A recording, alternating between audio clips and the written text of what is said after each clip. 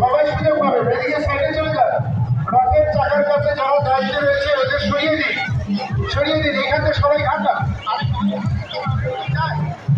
মাইকে শুনছেন আপনারা, জানতেন না কেন?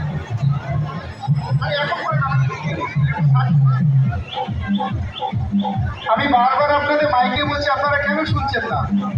আপনারা শুনে দাঁড়ান, সাইডে দাঁড়ান, এখানে কেন দাঁড়াচ্ছেন? আরো শুনে দাঁড়ান, সবাই শুনে দাঁড়ান, একদমই এখানে দাঁড়াচ্ছেন। অভিজিৎ দেখুন, আপনারা শুনুন, সবাই এক সাইড হয়ে যান, দরজার উল্টো পিঠে গিয়ে দাঁড়ান। এই জায়গাটা দেখুন, এটা শুনছেই না। দেখুন সামনে বলতে